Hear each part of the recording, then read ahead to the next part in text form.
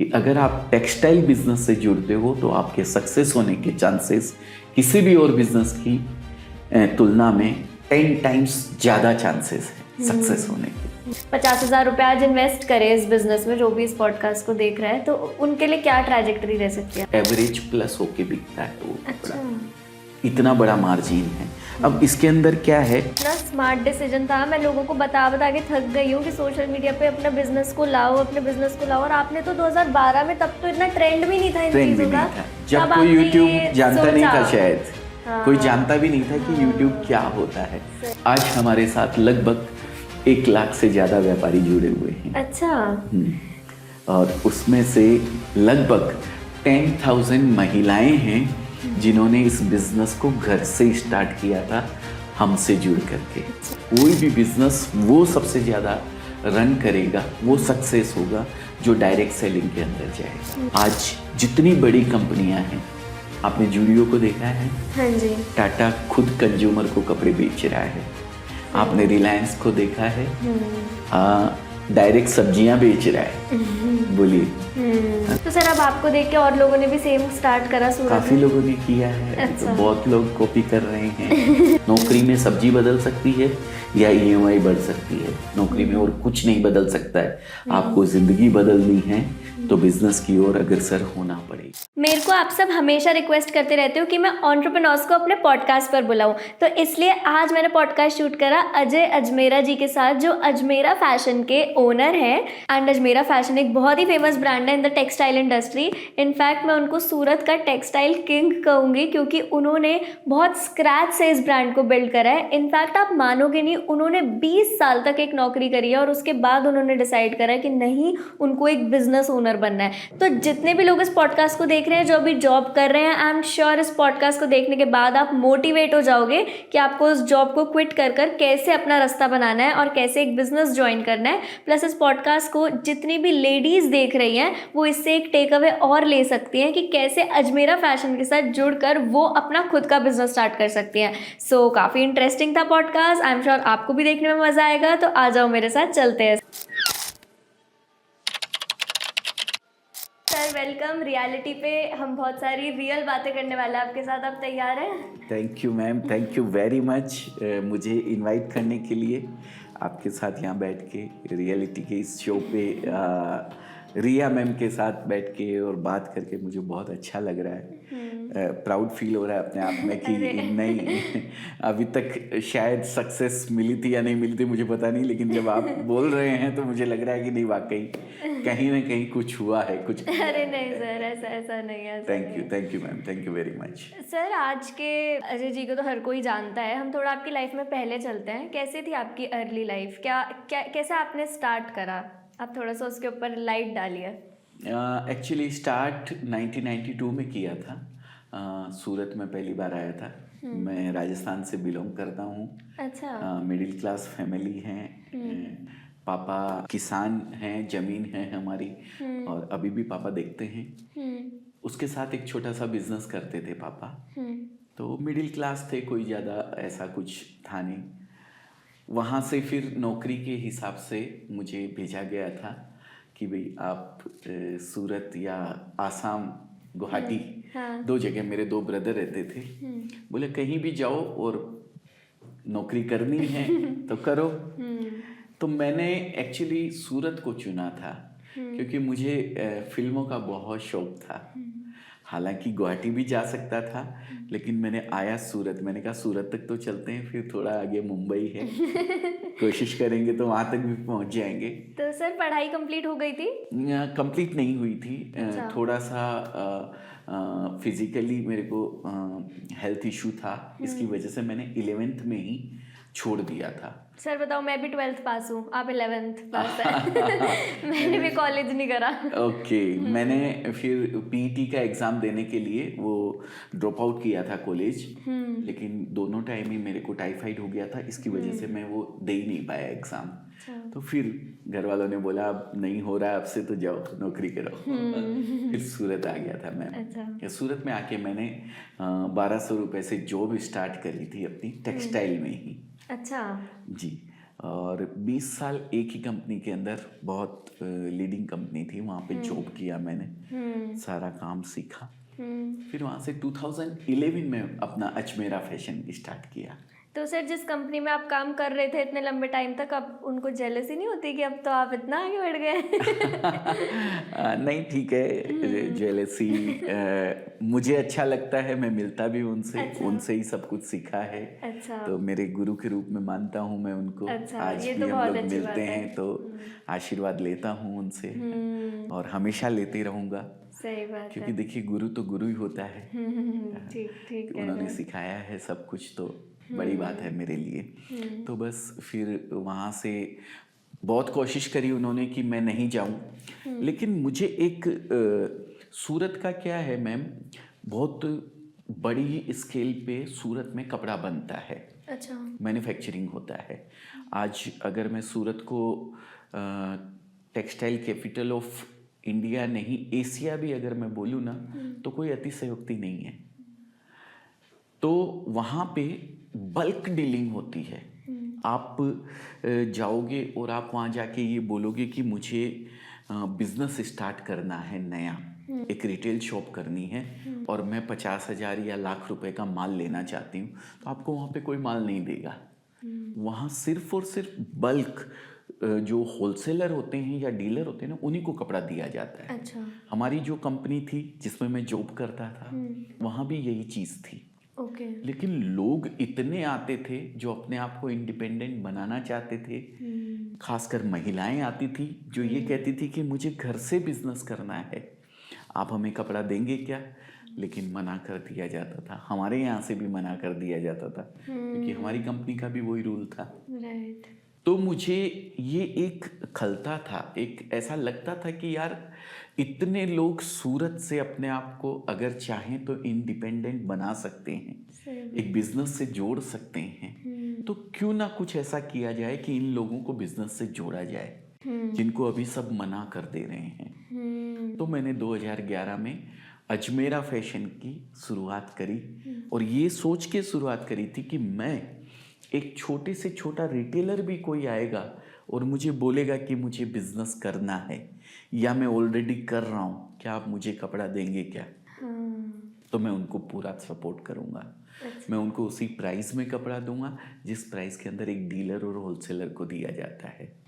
तो वही चीज़ मैंने 2011 में शुरू करी। सर जो आप जिस कंपनी में काम कर रहे थे वहाँ पे आपकी वर्क प्रोफाइल क्या थी? आज आप सेल्स में थे या? मैं सेल्स में भी था, ऑल ओवर सब कुछ मैं अच्छा, देखता था। अच्छा। वो कंपनी की शुरुआत ही मेरे ही हाथों से हुई थी। अच्छा अच्छा, तब तो आपको पूरा ही आइडिया। जी बिल्कुल ओके। बिल्कुल। तो सारा आइडिया था, सब कुछ नॉलेज था, धीरे धीरे सब कुछ सीखते भी गए। इंसान अगर सीखने की मन में तमन्ना रखता हो तो बहुत कुछ सीख सकता है, कोई भी चीज़ हो। तो वही सीख के फिर मैंने अपना इम्प्लीमेंट किया यहाँ पे अजमेरा फैशन में। जी। तो 2011 में आपने इसको स्टार्ट करा। जी। काफ़ी से, अब तो काफ़ी टाइम हो गया। तो सर क्या कैसे कैसे ग्रोथ की ट्रैजेक्टरी क्या थी? पहला साल कैसा था? क्या स्ट्रगल्स थे? थोड़ा उस बारे में बताइए। बहुत सारे स्ट्रगल थे। 2011 तक तो वही नॉलेज था जो पूरी दुनिया करती थी, पूरे सूरत वाले करते थे। रिटेलर्स का पता ही नहीं था कि भाई मैं किस तरह अपनी बात को लोगों तक पहुंचाऊं। तो फिर बहुत कोशिश करी कि भाई हम एक रिटेलर को कपड़ा देते हैं और उसी प्राइस के अंदर देते हैं जिस प्राइस में एक होलसेलर को देते हैं। अच्छा। आप आइए हमारे पास, हम देंगे, लेकिन ये बात मैं लोगों तक कैसे पहुंचाऊं? तब फिर मैंने सोशल मीडिया का यूज किया।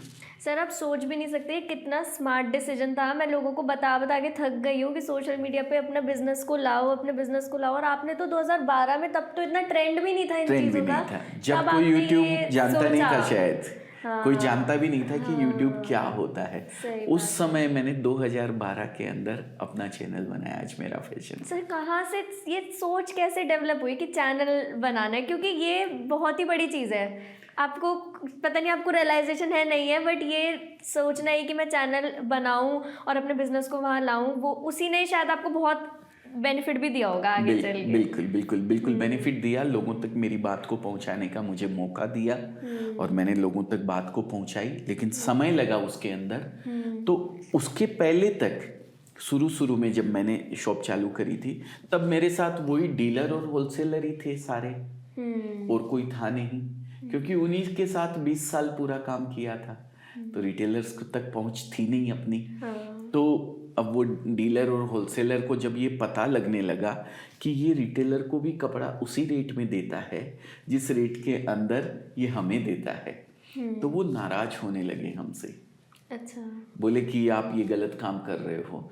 अगर मेरे एरिया के किसी रिटेलर को जो 25,000 या 50,000 रुपए का माल लेता है, उसको भी आप उसी रेट में दे दोगे, तो फिर मैं किसको बेचने जाऊंगा। बात भी उनकी सही थी, लेकिन मेरा तो मोटो ही एक ही था। मैं तो गोल ही यही लेके चला था कि मुझे जो छोटे छोटे बिजनेस करने वाले हैं गांव में, देहात में, या हमारी माताएं बहनें जो लेडीज़ हैं, उनको बिजनेस करवाना है। तो मेरा तो मोटो वो था। मैंने कहा कोई बात नहीं, आपको अगर नहीं लेना है तो मत लीजिए, लेकिन मैं रिटेलर को कपड़ा दूंगा। हाँ। और उसी प्राइस में दूंगा। तो धीरे धीरे धीरे धीरे लोगों तक वो बात पहुंची, और पहुंचने के बाद फिर रिटेलर्स भी जुड़ते चले गए। अब जब इतने रिटेलर्स तक कपड़ा पहुंचता है, ब्रांड पहुंचता है अजमेरा, तो फिर क्या उसकी डिमांड कंज्यूमर करने लगता है, और कंज्यूमर करता है तो वो रिटेलर के पास आता है, रिटेलर जाता है सेमी होलसेलर के पास, सेमी होलसेलर से फिर होलसेलर के पास आता है, वो बोलता है कि अजमेरा है क्या, तो मजबूरी में उसको कंपनी में पहुंचना पड़ता है कि हमें भी दो अजमेरा, हम भी बेचेंगे, भले ही कुछ बचे या ना बचे। तो अब मजबूरी में सब जुड़े हुए हैं। आज हमारे साथ लगभग 1 लाख से ज़्यादा व्यापारी जुड़े हुए हैं। अच्छा। और उसमें से लगभग 10,000 महिलाएं हैं जिन्होंने इस बिजनेस को घर से स्टार्ट किया था, हमसे जुड़ करके। अच्छा। और उसमें से भी 200 प्लस लेडीज ऐसी हैं जिन्होंने इस बिजनेस को घर से स्टार्ट किया और आज शॉप में कन्वर्ट कर चुकी है। उनके घर का कोई जेंट्स भी उनके साथ उस बिजनेस में इन्वॉल्व है। अरे वाह। ये हमारे लिए बहुत बड़ा अचीवमेंट है मैम। और आज भी हम यही चाहते हैं। आज एक कोई भी बिजनेस, मैंने एक बुक पढ़ी थी the business of 21st century, 21वीं सदी का व्यवसाय क्या होगा। तो मैंने उसमें पढ़ा था डायरेक्ट सेलिंग। अच्छा। कोई भी बिजनेस वो सबसे ज़्यादा रन करेगा, वो सक्सेस होगा जो डायरेक्ट सेलिंग के अंदर जाएगा। और आज हम डायरेक्ट सेलिंग के अंदर पहुंच चुके हैं मैम। आज जितनी बड़ी कंपनियां हैं, आपने जूडियो को देखा है? हाँ जी। टाटा खुद कंज्यूमर को कपड़े बेच रहा है। आपने रिलायंस को देखा है? डायरेक्ट सब्जियां बेच रहा है। बोलिए, है ना? जितने भी बड़े बड़े ब्रांड हैं, जितने बड़े ब्रांड हैं, सब डायरेक्ट सेलिंग के अंदर आ रहे हैं और कंज्यूमर तक अपने आप को पहुंचाने का प्रयास कर रहे हैं। सही बात है। और हमने भी एक स्टेप छोड़ के रिटेलर तक तो हम पहुंच ही चुके थे, और अभी हम फ्रेंचाइजी दे रहे हैं। अच्छा। हमारे all over India franchise stores हम लोग ओपन करने जा रहे हैं, ऑल ओवर इंडिया। अभी 35 स्टोर्स हमारे फाइनल हो चुके हैं, 20 ओपन हो चुके हैं। अच्छा। दिल्ली में भी चांदनी चौक में एक स्टोर है। अच्छा। तो सर कितना टाइम लग गया अजमेरा फैशन का एक नाम आपको बड़ा करने में? थोड़ा आप इस चीज़ को ब्रेक डाउन करिए कि पहले 2-3 साल में ही ऐसा हो गया, या ऐसा कौन सा फेज था जब आपको लगा कि हाँ अब सब सही डायरेक्शन में जा रहा है, अब मेरी मेहनत का फल मुझे मिल रहा है? नहीं मैम, डायरेक्ट इतना जल्दी तो कोई भी चीज़ में नहीं मिलता है। वो चाइनीज़ बेम्बू आपने सुना है ना, जिसको 4 साल तक जमीन के अंदर जब उसका बीज बोया जाता है तो ऊपर से पानी उसको देते रहो, 4 साल तक कुछ भी नहीं दिखता है। लेकिन 4 साल बाद 6 महीने में ही वो 40 फीट ऊंचा खड़ा हो जाता है। तो बस यही सेम चीज़ हमारे साथ थी। लगभग 4-5 साल तक हमें रिजल्ट आने में समय लगा। अच्छा। बहुत समय लगा। धीरे धीरे धीरे धीरे लोग जुड़ते चले गए, धीरे धीरे धीरे धीरे अपने आप को आगे। 2017-18 से लगभग हमें 2016 से लगभग फिर हमें लोग जुड़ते चले गए, रिटेलर भी, होलसेलर भी, डीलर भी और महिलाएं भी, सभी हमारे साथ जुड़े और इस बिजनेस को आगे बढ़ाया। तो इसमें आपको एक्स फैक्टर क्या लगता है जो और बिजनेसेस नहीं कर रहे थे और वो आपने करा ऐसा? रिटेलर को माल नहीं दे रहे थे ना कोई भी सूरत के अंदर। आज सूरत में जैसा अजमेरा एक है, ऐसे 50,000 मैन्युफैक्चरर हैं सूरत के अंदर। लेकिन अजमेरा एथिक्स के साथ सबसे बड़ी चीज, एक रिटेलर को, एक जो कोई महिला है और मेरा दिल्ली में चांदनी चौक में मेरा कोई डीलर है, मान लीजिए जोगीवाड़ा के अंदर, ठीक है, वहाँ के बगल में कोई महिला है छोटी सी और वो बोलती है कि मुझे 50,000 रुपए में बिजनेस स्टार्ट करना है, तो अगर वो अजमेरा फैशन जाती है तो उसको उसी प्राइस में कपड़ा मिलेगा जिस प्राइस के अंदर उस डीलर को, जोगीवाड़ा वाले को मिलता है। ये एथिक्स सबसे बड़ी चीज थी और ये पूरे सूरत से अलग था। तो सर अब आपको देख के और लोगों ने भी सेम स्टार्ट करा सूरत काफी में? लोगों ने किया है। अभी तो बहुत लोग कॉपी कर रहे हैं। बट सर ऐसा मैं भी एज अ बिजनेस ओनर ये मानती हूँ कि इंडियन मार्केट इतनी बड़ी है, चाहे ऐसे कितने भी लोग कर ले तब भी मार्केट खत्म नहीं होने वाली। मैं तो ये मानता हूँ कि बहुत अच्छा है। जो चीज आज तक कोई कर नहीं रहा था, हमारी जो महिलाएं हैं, हमारी जो माताएं बहनें हैं, वो अपने आप को इंडिपेंडेंट नहीं बना पा रही थी। इतने दिन तक मैं अकेला था उस काम को करने के लिए, आज 50 लोग और हो गए हैं, बहुत अच्छी बात है। आज भारत की जीडीपी में, हिंदुस्तान की जीडीपी में अगर लेडीज का कंट्रीब्यूशन देखे तो क्या है, कुछ भी नहीं है। एजुकेशन लेवल क्या है, कुछ भी नहीं है। तो अगर उनको सपोर्ट मिलता है, वो बिजनेस कर पाती हैं, तो इससे बढ़िया चीज क्या होगी मैम? ठीक बात है। कम से कम अपने आप को वो इतना तो इंडिपेंडेंट बना लें कि छोटी मोटी जरूरत की चीजों के लिए किसी के आगे उनको हाथ ना फैलाना पड़े। सर जब औरत आगे बढ़ती है ना, वो सब घर वालों को भी बढ़ा देती है अपने साथ आगे। बिल्कुल बिल्कुल बिल्कुल बिल्कुल।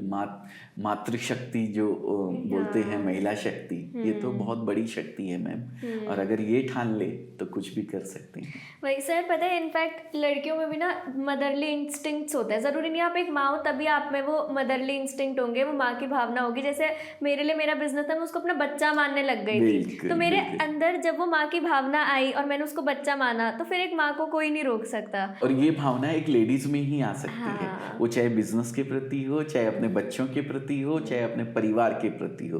अगर एक दिन हमें बोल देना कोई कि घर संभाल ले, तो जेंट्स से नहीं संभलेगा बिल्कुल भी। लेकिन हमारी माताएं बहनें पूरा घर भी संभालती है और आज बिजनेस की ओर भी अग्रसर हो रही हैं, पूरा काम कर रही हैं, तो बहुत बड़ा अचीवमेंट है हमारे लिए। इतनी लेडीज हमारे साथ जुड़ के इस बिजनेस को प्लस अपने परिवार को संभाल के रखे हुए हैं।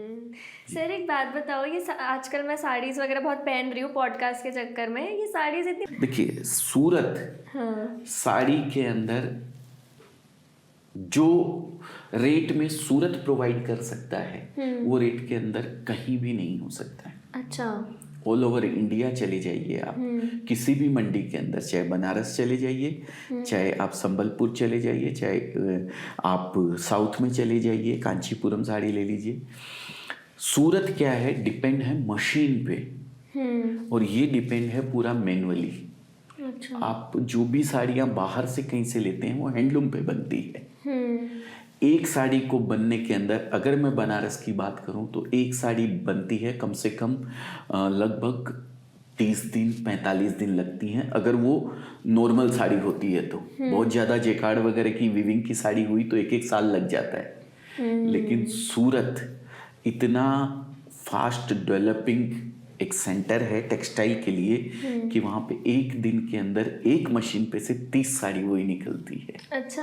हाँ, तो आप कोई भी साड़ी आप अगर सूरत की लेंगे तो जितना सही रेट के अंदर सूरत दे सकता है ना, आज सिल्क साड़ी कोई मिडिल क्लास सोच भी नहीं सकता था कि सिल्क साड़ी हम पहने, लेकिन सूरत ने वो पॉसिबल करके दिखाया है। तो सर आप थोड़ा इस चीज़ का ब्रेकडाउन बताइए कि साड़ी बनी, फिर मतलब आपके रिटेलर ने ली, मतलब क्या मार्जिन्स क्या रहते हैं, क्या प्रॉफिटेबल है ये बिजनेस जो आपसे रिटेल में लेके आगे बेच रहे हैं, उनके लिए मतलब उनके पर्सपेक्टिव से कितने प्रॉफिट्स वो कमा सकते हैं? जैसे अगर कोई अपने 50,000 रुपये आज इन्वेस्ट करे इस बिजनेस में, जो भी इस पॉडकास्ट को देख रहा है, तो उनके लिए क्या ट्रैजेक्टरी रह सकती है? एक लेडीज जो घर से बिजनेस करती है, वो हमारे कपड़े के अंदर ये समझिए 25 to 30% तक आराम से घर से बिजनेस करके, जहाँ उसके किसी तरीके के कोई खर्चे नहीं है, उसको स्टाफ नहीं रखना है, उसको कुछ नहीं करना है, खुद कपड़ा बेचना है। और मैंने बताया आपको 10,000 से ज़्यादा लेडीज़ों ने घर से इस बिज़नेस को हमारे साथ जुड़कर स्टार्ट किया है। उनके 25 से 30% मार्जिन बहुत बड़ा मार्जिन होता है। और अगर वही प्रोडक्ट किसी अच्छे शोरूम के अंदर अगर आप जाते हैं, किसी मॉल के अंदर शोरूम बना हुआ है, वहाँ पे आप बेचते हैं तो 100% तक एवरेज प्लस होके बिकता है वो कपड़ा। इतना बड़ा मार्जिन है। अब इसके अंदर क्या है, अभी हम डायरेक्ट में आ गए हैं, डायरेक्ट रिटेलर तक पहुंच गए हैं, लेकिन एक चेन बनती है पूरी। वी आर मैन्युफैक्चरर, फिर डीलर, फिर होलसेलर, फिर रिटेलर और फिर कंज्यूमर।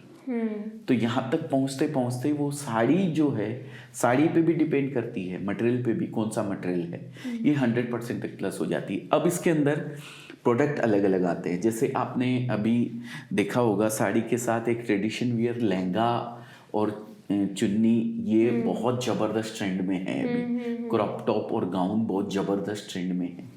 ये आप ये समझिए 300% 400% तक मार्जिन रख के बेचे जाते हैं अच्छे शोरूम के अंदर। हाँ, तो मार्जिन बहुत ज़बरदस्त है कपड़े के अंदर। और मार्जिन के साथ साथ दूसरी चीज अगर मैं बताऊं, तो जब तक इंसान धरती पे है तब तक कपड़ा रहने वाला है। तो ये बिजनेस ऐसा बिजनेस है जो हमेशा चलने वाला है और 12 महीने चलने वाला है। और जब तक इंसान धरती पे रहेगा तब तक ये चलता रहेगा। तो मैं तो हमारी यूथ, खासकर मैं यूथ से आज कहना चाहूँगा, यूपी बिहार आपने सुना है, आपसे लगते हुए ही है, दिल्ली बॉर्डर के ऊपर एनसीआर में भी आता है यूपी। हमारे यूपी के कितने लोग तो ऐसे हैं जो जिनके सर के बाल उड़ जाते हैं, लेकिन वो सरकारी नौकरी के पीछे भागते रहते हैं। स्पेशली हमारे भैया लगता है यूपी बिहार से हैं, वो मुस्कुरा रहे हैं कहीं ना कहीं।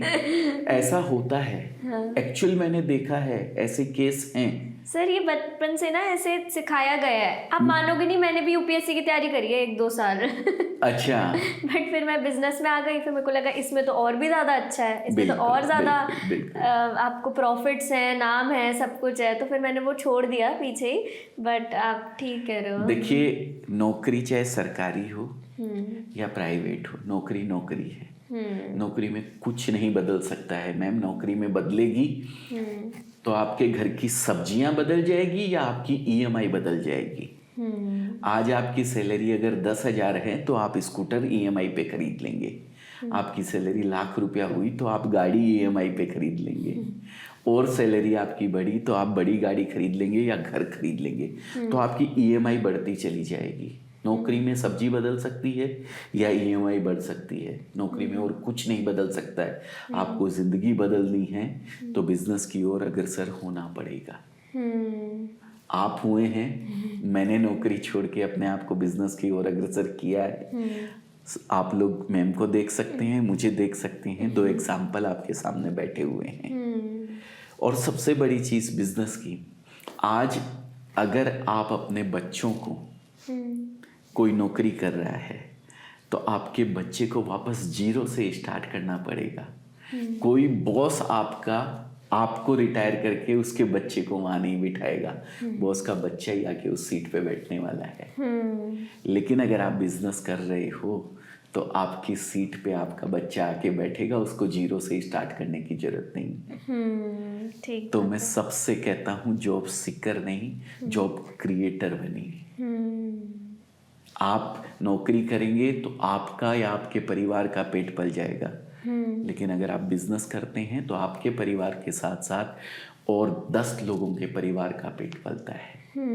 सर कितने लोग काम कर रहे हैं अभी आपके साथ? हमारे साथ लगभग 400 लोग जुड़े हुए हैं। अच्छा। जो हमारी फैमिली के मेंबर हैं, अजमेरा फैमिली के मेंबर हैं। तो सर मेरे को ये स्ट्रगल बहुत ज़्यादा हुआ शुरुआत में, क्योंकि एक तो जब मैंने स्टार्ट करा था तो मेरी एज भी कम थी। तो ऐसा होता था कि लोग ज़्यादा सीरियसली नहीं लेते थे, एज एन एम्प्लॉयज़ ज़्यादा सीरियसली नहीं लेते थे, क्योंकि उनकी एज मुझसे ज़्यादा थी। तो एक एक्सेप्टेंस में भी उनको दिक्कत आती थी। बट आप टीम बिल्डिंग में क्या एडवाइस देना चाहेंगे? आपने अपनी इनिशियल टीम कैसे बिल्ड करी? क्या क्वालिटीज़ आप देखते हैं?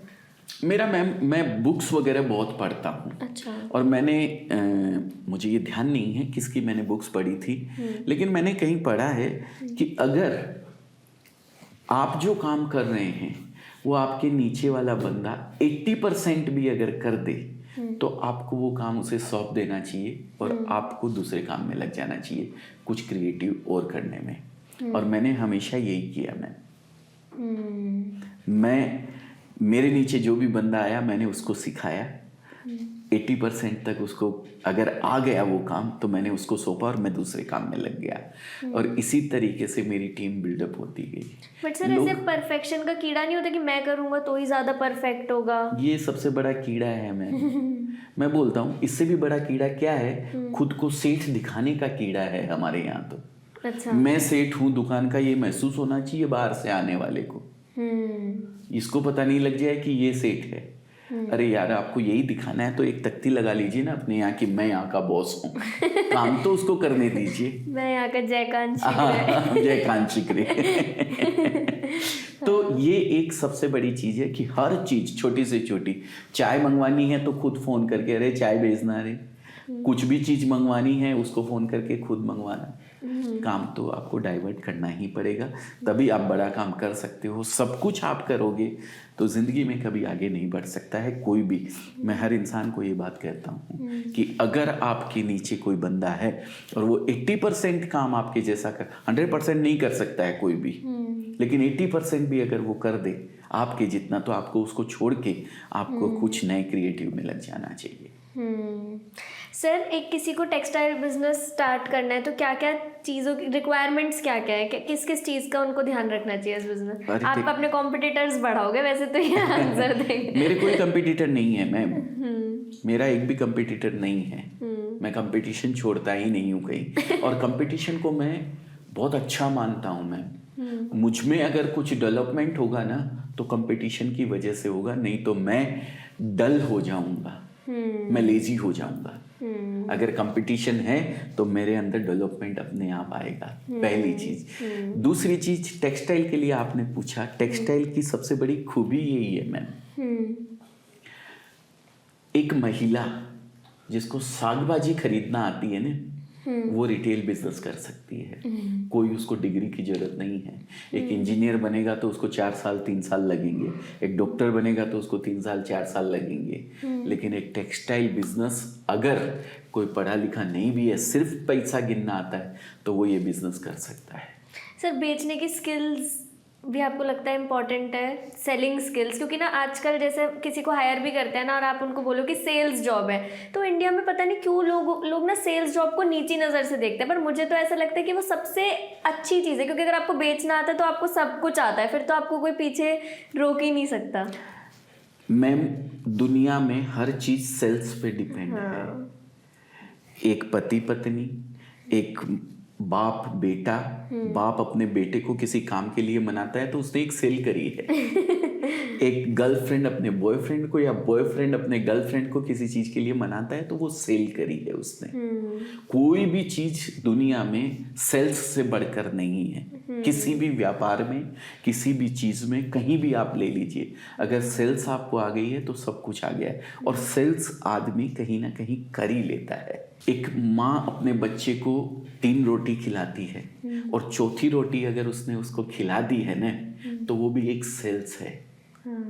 बस लोगों को पता नहीं होता है कि उनके अंदर सेल्स कैसी है, किस चीज में। वो सेल्स बाय डिफॉल्ट अंदर आता ही आता है हर आदमी के, हर इंसान के।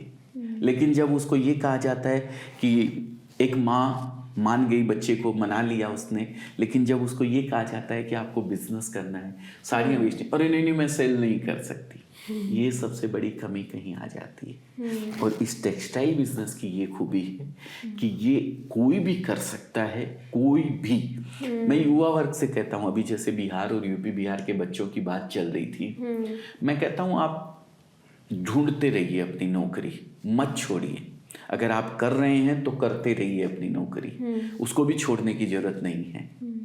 आप अपने घर पे आपकी मम्मी हैं, आपकी दीदी हैं, आपकी वाइफ हैं, आप उनको छोटे रूप में इस बिजनेस को करवा दीजिए ना, घर से ही करवा दीजिए। 6 महीने साल भर बाद आपको ऐसा लगता है कि यार जहाँ मैं नौकरी कर रहा हूँ जितना समय मैं वहाँ दे रहा हूँ, अगर अपनी वाइफ के साथ मैं इस बिजनेस को दूँ तो शायद बहुत अच्छा कमाई कर सकता हूँ। और ऐसे एग्जाम्पल से भरी पड़ी है हमारी शॉप पे ऐसे लोगों से जिन्होंने ऐसा किया है।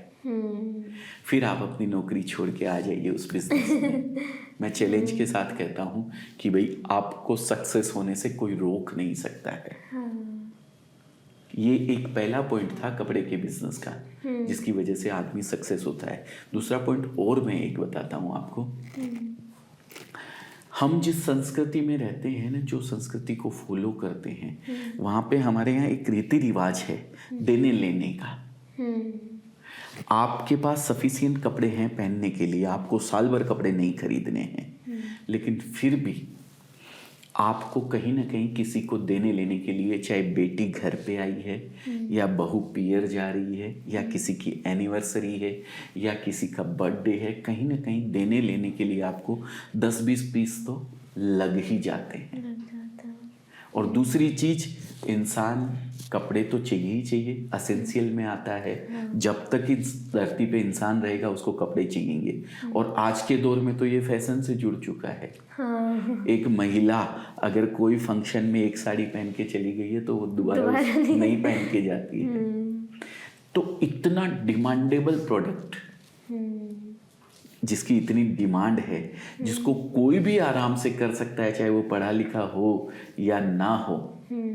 और तीसरी चीज, सूरत का कपड़ा खराब नहीं होता है, इसकी कोई एक्सपायरी नहीं है। ये कभी भी डैमेज नहीं होगा। 6 महीने भी अगर पड़ा रहा ना तो कटेगा नहीं, इसको कीड़ा नहीं काटता है। अच्छा। तो ये एक सबसे बड़ी खूबसूरती और है इस बिजनेस की। इसीलिए मैं हमेशा कहता हूँ कि अगर आप टेक्सटाइल बिजनेस से जुड़ते हो तो आपके सक्सेस होने के चांसेस किसी भी और बिजनेस की तुलना में 10 टाइम्स ज़्यादा चांसेस है सक्सेस होने के। और आज आप देख लीजिए, जितने भी बड़े ब्रांड हैं, जितने भी बड़े ब्रांड इंडिया के, उनकी सबकी शुरुआत कहीं ना कहीं टेक्सटाइल से हुई है। चाहे टाटा ले लीजिए, बिरला जी आज भी कपड़े से जुड़े हुए हैं, अंबानी जी कपड़े से जुड़े हुए हैं, और क्या क्या नाम लूँ, सब जितने भी बड़े ब्रांड हैं सब कपड़े से जुड़े हुए हैं मैम, कहीं ना कहीं। नहीं, आप सही कह रहे हो। मैं भी मोटिवेट हो गई कुछ ऐसा ही करने के लिए।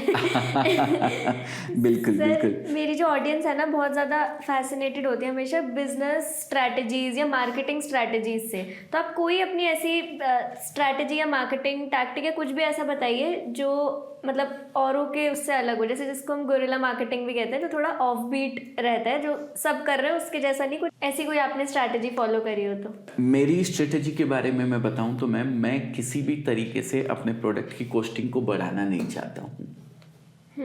तो मैंने कोई खर्चा नहीं किया किसी सेलिब्रिटी को लेकर के अपनी मार्केटिंग के ऊपर, ना कोई एक्स्ट्रा खर्चा किया कोई बहुत ज़्यादा टीवी में ऐड देने का। मैंने एक ही चीज़ सबसे बड़ी जो यूज़ करी वो था सोशल मीडिया प्लेटफॉर्म। बिना खर्चा किए अपनी बात को ज़्यादा से ज़्यादा लोगों तक पहुंचाने का अगर कोई जरिया है, सबसे बढ़िया जरिया, तो वो है सोशल मीडिया प्लेटफॉर्म। आज भी आप मुझे मौका दे रहे हैं आपके इस चैनल के माध्यम से मेरी बात को आपके ऑडियंस तक पहुंचाने के लिए, उसके लिए भी मैं आपका तहे दिल से शुक्रिया अदा करता हूं। लेकिन इससे बढ़िया बिना खर्चे का साधन कोई नहीं हो सकता है मैम, ये मेरी स्ट्रेटेजी है। इससे क्या कॉस्टिंग बढ़ती है। आज आप देखते हैं कोको कोला जो ब्रांड है उसका शायद वो जो बोतल आती है 300 ml की या कितने की, वो 25 पैसे की भी उसकी कॉस्टिंग नहीं होती है, लेकिन उसका ब्रांडिंग और एड का इतना ज़्यादा खर्चा रहता है कि वो जाके 15 रुपये 20 रुपये की बिकती है बाजार के अंदर, है ना। तो लेकिन मैं किसी भी कीमत पे अपने प्रोडक्ट को नहीं बढ़ाना चाहता, ये मेरी स्ट्रेटेजी है। इसीलिए मैंने, लेकिन लोगों तक पहुंचाना तो जरूरी है ना। कहते हैं जंगल में मोर नाचा किसने देखा, कोई देखेगा तभी तो मुझे सबसे बढ़िया जरिया एक यही लगा, सोशल मीडिया प्लेटफॉर्म।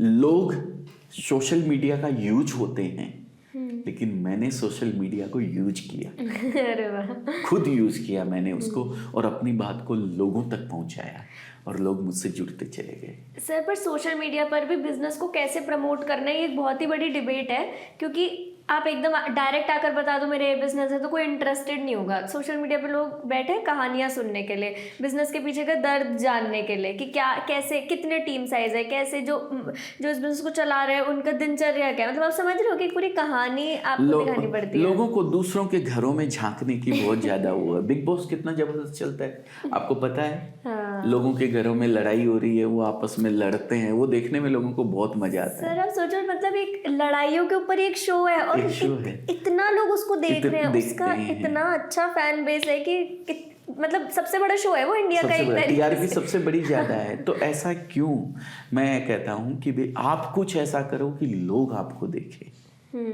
ऐसा कुछ आप करो। बट क्या कैसे अपने बिजनेस को सोशल मीडिया के थ्रू प्रमोट करना चाहिए आपके हिसाब से, राइट वे क्या है? बहुत सारे प्लेटफॉर्म हैं आज की तारीख में।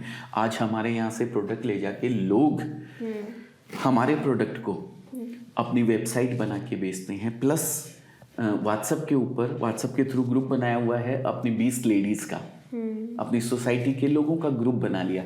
उस ग्रुप में वो प्रोडक्ट डालते हैं और सेल करते हैं। कितना बढ़िया जरिया है। वही व्हाट्सएप पे फालतू की चैट, गुड मॉर्निंग, इधर से उधर गुड मॉर्निंग, गुड इवनिंग। सुबह वही 3 फूल आए हैं, दोपहर को उसमें से 1 फूल को कट करके 2 बेच दिए, गुड आफ्टरनून बना दिया है। शाम को और 1 फूल कट कर दिया, गुड इवनिंग कर दिया। रात को गुड नाइट कर दिया, कोई फूल नहीं रह गया है। तो ये करने का क्या जरूरत है? सर पर आप किस टाइप का कंटेंट वैसे अपलोड करते हैं अपने सोशल मीडिया पर? मैं अपने लोगों को मोटिवेट करता हूँ बिजनेस करने के लिए कि आप बिजनेस की ओर अग्रसर होइए। जहाँ आप खुद नौकरी करते हैं वहाँ आप अपने और अपने परिवार का पेट पालते हैं, लेकिन अगर बिजनेस की ओर अग्रसर होते हैं तो आप अपने साथ 10 लोगों का और पेट पाल सकते हैं। जेन्युइनली बहुत मज़ा आया, बहुत इंसाइट्स मिले and I am sure audience को भी मिले होंगे। और जो भी लोग आगे फ्यूचर में प्लान कर रहे होंगे अपना कुछ भी स्टार्ट करने का या अपने घर में किसी को चालू करवाने का, अपनी मम्मी को, बहन को, वाइफ को, तो वो डेफिनेटली उनको आज एक राइट ट्रैक मिल जाएगा आपके ज़रिए। आप बहुत ही अच्छा काम कर रहे हो। प्लस जो आपकी हम्बलनेस है, एकदम स्माइलिंग फेस और ये सब, ये एकदम चेरी ऑन द केक है जिसे हम कहते हैं। देखिए, कोई भी काम करके अगर आप और हम कोई काम कर रहे हैं और उस काम को करके आप और हम खुश हैं ना, तो वो काम सक्सेस होना है, कोई रोक नहीं सकता है। आपको अच्छा लग रहा है, आपने ये काम किया, बस तो ये अच्छा है, 100% लोगों को पसंद आने वाला है। मैं खुश हूँ, मैंने जो बात बोली है दिल से बोली है और जो बोला है सच बोला है, सबके सामने है। तो बस मुझे खुशी है इस बात की कि मैंने सच बोला, सब कुछ सही बोला है। लोगों को 100% सच पसंद आता है, लोग पसंद करते हैं। जी सर, कोई मैसेज आप जो सब व्यूअर्स को देना चाहें? मैं हमेशा एक ही मैसेज देना चाहता हूँ। समय बहुत बड़ी सबसे बड़ी चीज़ अगर दुनिया में कोई है तो वो है समय। आज अगर 9 तारीख है और अभी समय हुआ है 4:40, ये समय वापस नहीं आएगा। 9 तारीख वापस नहीं आएगी, 4:40 नहीं आएगी। 9/2024 की आ जाएगी, 2023 की वापस नहीं आने वाली है। इस समय को मत गंवाइए, कुछ न कुछ करते रहिए, खाली मत बैठिए। अपने जीवन में कुछ भी करना हो जिसमें आपका मन करे, जिसमें आपकी रुचि करे, जिसमें आपका इच्छा करती हो कि मैं ये काम करूं, वो काम करें, पर खाली मत बैठिए। चाहे आप रिटायर्ड हैं, चाहे आप किसी भी स्टेज पे हैं। सर, आपको डर लगता है खाली बैठने से? क्योंकि मुझे तो सबसे बड़ा फियर ही है कि बस ऐसा ना हो कि मुझे कभी खाली बैठना पड़े, चाहे टाइम अच्छा है बुरा है कैसा भी आए, पर बोरियत नहीं आनी चाहिए। मैं खाली बैठ ही नहीं सकता। मेरे को लगता ही नहीं कि मैं कभी खाली बैठा हूँ। हाँ, रात को सोता हूँ जब चैन से सोता हूँ, लेकिन खाली कभी नहीं बैठ पाता हूँ। मैं बैठ ही नहीं पाता हूँ। वो बोलते हैं ना, छोटा बच्चा कोई बदमाश होता है तो हमारे मारवाड़ी भाषा में बोलते हैं बहुत अचपड़ा है, बहुत बदमाश है यार। तो मैं वैसा हूँ, मेरे से खाली नहीं बैठा जाता है। Sir thank you so much आने के लिए, बहुत अच्छा लगा। थैंक यू पूरी ma'am, conversation thank you very much. मेरा प्रयास रहता है लोगों तक अपनी बात को पहुंचाने का हमेशा। मैं अपने चैनल के माध्यम से भी पहुंचाता हूं और कोशिश करता हूं किसी भी तरीके से पहुंचा सकूं लोगों तक। तो आपने इसमें मुझे सहयोग किया है, उसके लिए मैं तहे दिल से आपका शुक्रिया अदा करता हूं, आपके चैनल का शुक्रिया अदा करता हूं, आपकी टीम का शुक्रिया अदा करता हूं। बहुत बहुत धन्यवाद है, आपने लोगों तक मौका दिया मुझे अपनी बात पहुंचाने का। दोबारा बहुत हम बहुत जल्दी एक और पार्ट 2 भी लेकर आएंगे, अगर ऑडियंस को वाला पार्ट अच्छा लगा तो। बिल्कुल बिल्कुल अच्छा लगेगा। और अगर ऑडियंस चाहे तो कमेंट करके जरूर बताएं। आपने सूरत आने की इच्छा जाहिर करी है तो नेक्स्ट पार्ट जो होगा सूरत में ही होगा। हाँ, कमेंट करके जरूर कमेंट करके बताइए। Yes definitely. Thank you, bye bye.